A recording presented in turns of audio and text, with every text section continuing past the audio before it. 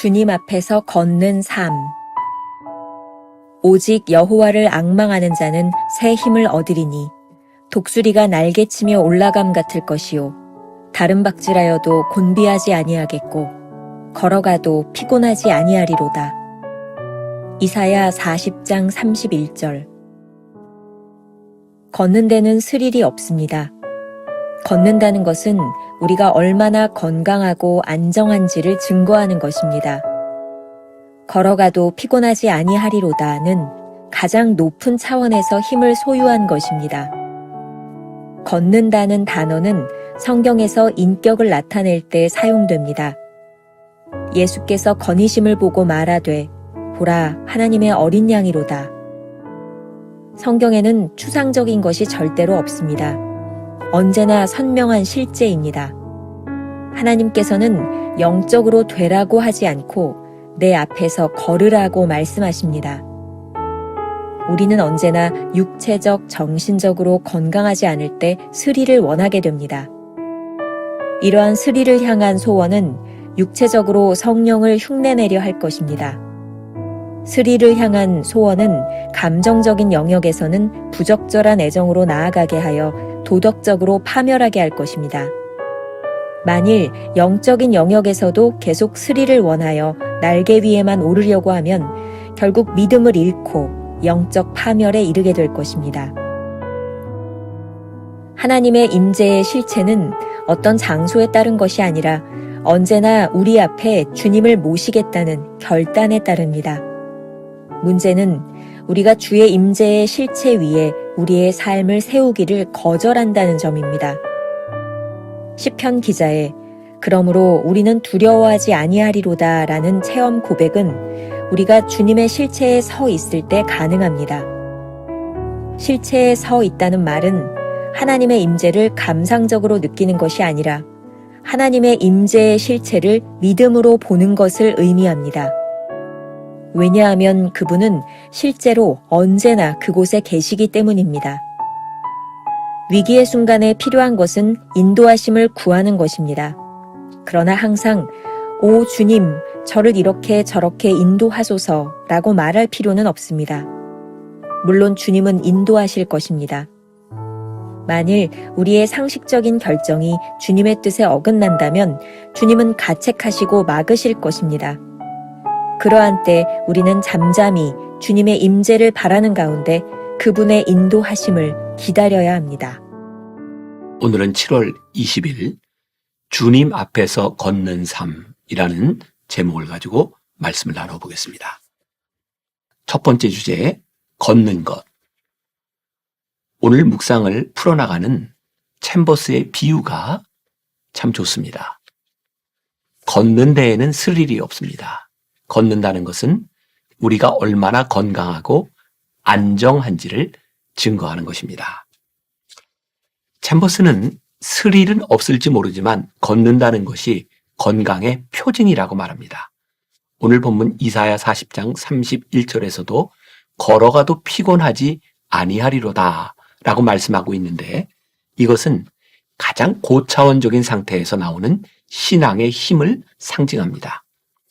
성경에서 걷는다는 것은 어떤 사람의 성품이나 인격을 나타내는 말로도 사용이 됩니다. 예를 들어 요한복음 1장 36절에 보면 예수께서 건의심을 보고 말하되 보라 하나님의 어린 양이로다 라는 말씀이 있습니다. 걷는 것만큼 실제적인 것이 있을까요? 주님의 걸으심을 보고 그분이 하나님의 아들임을 알아보았습니다. 우리의 영적 상태도 마찬가지입니다. 영적으로 사는 것은 주님 앞에서 걷는 것입니다. 주님 앞에서 걷는 것은 우리의 구체적인 일상을 주님 앞에서 살아가는 것입니다. 그 모습을 보고 사람들은 우리가 누구인지 알게 됩니다. 걷는 것은 특별하지 않습니다. 가장 보통의 삶을 이야기합니다. 챔버스는 육체적으로나 정신적으로 건강하지 않을 때 스릴을 원한다고 말합니다. 스릴을 원하면 우리는 곧 위험에 빠질 것입니다. 감정적 기복은 도덕적으로 안정적이지 못하다는 증거입니다. 기억하십시오. 만일 영적인 영역에서도 계속 스릴을 원하여 날개 위에만 오르려고 하면 결국 믿음을 잃고 영적 파멸에 이르게 될 것입니다. 기억하시나요? 챔버스는 특별할 것이 없는 일상의 삶에서 우리의 영적 상태가 분명하게 나타난다고 말했습니다. 하나님의 비전이 없는 지루한 일상이 우리의 영적 상태를 보여주는 시금석이 될 것이라고 말했습니다. 그리고 우리는 변화된 체험에서 제자들을 세상으로 데리고 내려오신 주님의 모습을 보아야 합니다. 진정한 사역은 영적으로 신비한 체험을 한 상태가 아니라 그 상태를 벗어난 일상에서 이루어집니다. 두 번째 주제, 주님의 임재 앞에서. 우리는 모세의 부르심을 통해 어떤 거룩한 장소에서 하나님의 임재를 경험하는 것이 아니라 하나님의 임재를 경험하는 장소가 곧 거룩한 곳임을 배웠습니다. 하나님께서 모세를 만나 주셨던 그 장소를 거룩하게 구별하셨습니다. 우리는 자꾸 거룩한 장소를 찾아 헤매면서 정작 하나님의 임재 앞에는 서려고 하지 않습니다. 하나님의 임재 앞에 서는 것은 언제나 우리 삶에 주님을 모시겠다는 결단입니다. 자, 이제 주님의 임재 앞에 서는 것에 대해 생각해 보겠습니다.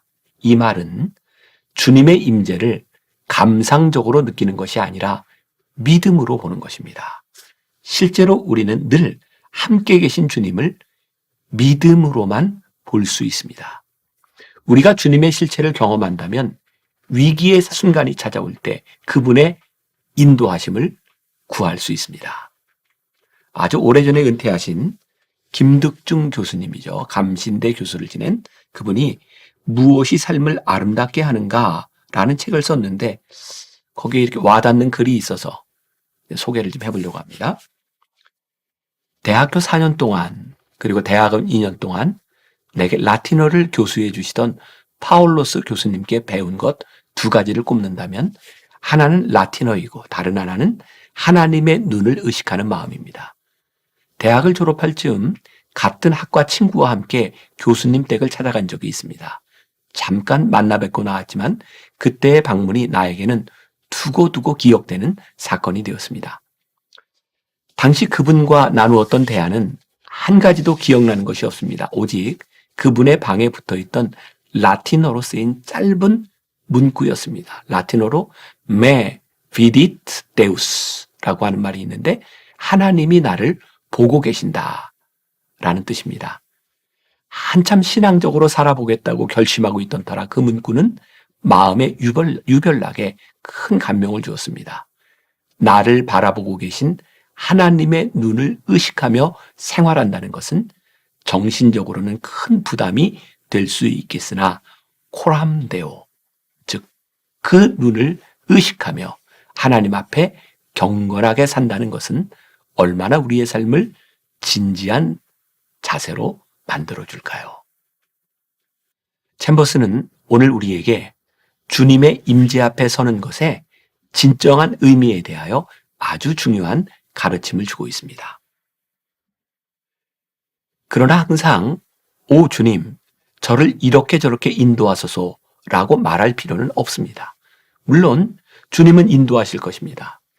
만일 우리의 상식적인 결정이 주님의 뜻에 어긋난다면 주님은 가책하시고 막으실 것입니다. 그러한 때 우리는 잠잠히 주님의 임재를 바라보는 가운데 그분의 인도하심을 기다려야 합니다. 주님의 임재 앞에 서는 것이 주님 앞에 시시콜콜 모든 일을 묻는 것을 의미하지 않습니다. 잘 기억하십시오.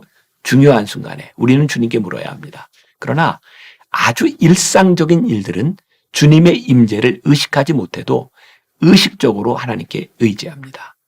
이와 같은 일상의 사소하고 상식적인 결정들이 주님의 뜻에 맞지 않을 때도 있습니다. 분명한 것은 이런 상황이 오면 주님이 우리의 마음에 가책을 주시거나 막으신다는 것입니다. 그때는 멈춰서 기다리며 주의 임재를 바라봐야겠죠. 개인적으로 저는 은혜를 체험하고 난 후에 저에게 그런 확신이 들었습니다. 하나님께서 나를 택하셨고 내가 하나님의 사람으로 살아가는 한 하나님이 나를 인도하신다는 확신이었습니다. 그러니 자꾸 하나님의 뜻을 묻는 것이 아니라 용기를 가지고 하나님의 뜻대로 살아가는 마음이 필요하다는 것을 알았습니다. 만일 내가 잘못된 결정을 하면 하나님께서 막으실 것이고 올바른 결정을 하면 하나님께서 시온의 대로를 여실 테니 말입니다. 그때 우리에게 필요한 것은 하나님의 인도하심을 들을 수 있는 귀와 열린 마음이라는 사실을 깨달았습니다. 오늘 챔버스가 이야기하는 주님 앞에서 걷는 삶이 바로 그런 것이 아닐까요? 하나님 앞에 진지하게 설 때 인도하시는 은혜와 막으시는 은혜를 동시에 경험하게 됩니다. 오늘 하루 이런 질문을 가지고 살아볼까요? 오늘 여러분은 하나님의 임재 앞에 서 있습니까? 열린 귀와 열린 마음이 있습니까? 말씀 앞에 순종할 준비가 되어 있습니까? 기도하겠습니다. 오늘 묵상을 통해 우리는 주님 앞에서 걷는 삶에 대한 말씀을 나누었습니다. 주님 앞에서 걷는다는 것은 뛰는 것도 아니고 나는 것도 아니고 아주 일상적인 삶을 주님 앞에서 살아간다는 것입니다.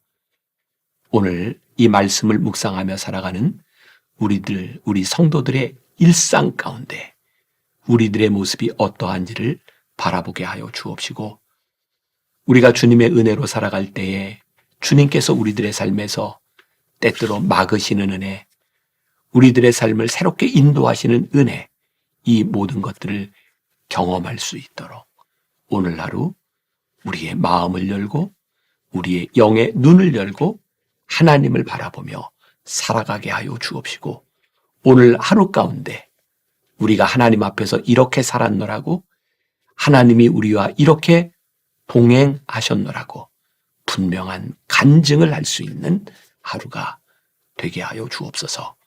예수님의 이름으로 기도했습니다. 아멘.